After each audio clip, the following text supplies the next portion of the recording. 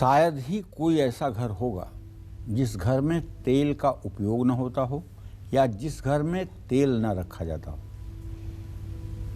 मैंने आपको थोड़ी देर पहले ये बताया कि सरसों का तेल न केवल शनिदेव की कृपा दिलाता है बल्कि और भी कई ग्रहों के अशुभ प्रभाव को दूर करता है। सरसों के तेल के बाद अब बात करने जा रहा हूं बादाम के तेल की। बादाम के तेल का इस्तेमाल करने से दिमाग तेज होता है और बौद्धिक क्षमता में भी वृद्धि होती है।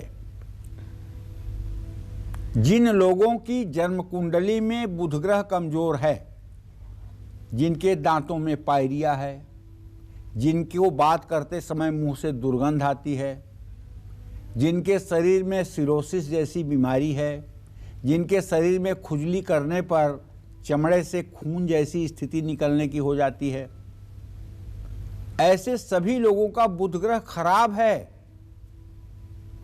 ऐसे लोगों को बादाम का तेल अपने शरीर पर जरूर मालिश करना चाहिए। अगर रोज नहीं तो सप्ताह में एक दिन जरूर इसका सेवन करना चाहिए। इससे बुध ग्रह की मजबूती भी होती है। और हाँ, जो लड़के हकलाते हैं, अपनी बात नहीं कह पाते हैं, विषय जानते हुए विषय को व्यक्त नहीं कर पाते हैं, उनके दूध में 4 बूंद बादाम का तेल आप डाल करके अगर पिलाइए तो उनका आत्मविश्वास भी बढ़ेगा और उनका स्वास्थ्य भी उत्तम होगा। आप बादाम के तेल का इस्तेमाल कर सकते हैं। अब किस तेल से जुड़ा उपाय आपको कर्ज से मुक्ति दिला सकता है? आप सोच रहे होंगे कि यार क्या ये भी पंडित जी के एक एक बात बताते हैं कि तेल से कर्जा कैसे उतर जाएगा? अरे भाई, उतर ही जाएगा। इसलिए कि आप जब भी किसी पूजा पाठ की शुरुआत करते हैं तो सबसे पहला काम आप तो यही करते हैं कि एक दिया जलाते हैं और दिया जला करके हाथ में फूल लेकर के आप एक मंत्र बोलते हैं, भो दीपम देवरूपस्त्वं कर्म साक्षी है विघ्नकृत यावत कर्म समाप्ति स्यात् तावत त्वं सुस्थिरो भव। हे दीप देवता, जब तक मेरे कर्मों की समाप्ति न हो तब तक यहाँ पर आप स्थिर रूप से विराजमान रहें, ये हमारी प्रार्थना है। और ऐसी प्रार्थना करके गंधाक्षत पुष्प आप दीपक के पास समर्पित करते हैं। गंध माने हल्दी, अक्षत माने चावल, पुष्प माने फूल, 3 चीजें आप रख देते हैं। तो कर्जे से मुक्ति दिलाने वाले भी तेल होते हैं। शुक्र और मंगल के बुरे प्रभावों से भी बचाने वाले तेल हैं। ये भी मैं आपको बताऊंगा। आप सोच करके आश्चर्यचकित हो रहे होंगे कि जो तेल रोज हमारे सामने रहता है, जिसका उपयोग आए दिन हम करते हैं, लेकिन हम नहीं जानते कि वो कहाँ कहाँ कब कब काम करेगा।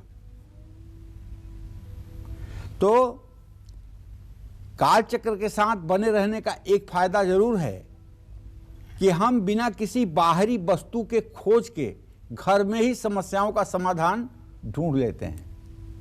और एक बात जान लीजिए, देवता जिस चीज का उपयोग सकारात्मक संरचना में करते हैं, राक्षस उस चीज का उपाय विध्वंसक कार्यों में करते हैं। देवता और देवताओं को पूजने वाले लोग तेलों का इस्तेमाल, घी का इस्तेमाल देवी देवताओं के सामने दीप प्रज्वलित करने में करते हैं।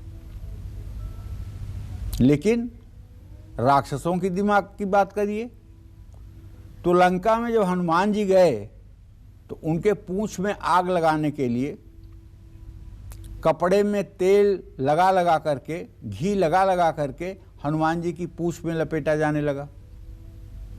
तुलसीदास जी तो यहां तक लिखते हैं, रहा नगर न बसन घृत तेला, बाढ़ी पूंछ कीन कप खेला। मतलब पूरे लंका में किसी बर्तन में तेल और घी बाकी नहीं बचा जो हनुमान जी की पूंछ पर राक्षसों ने न लपेट लिया हो। और वो तेल क्या किया? हनुमान जी को तो नुकसान नहीं पहुंचा पाया, लेकिन लंका सारी जल गई, गए निशाचर भाग।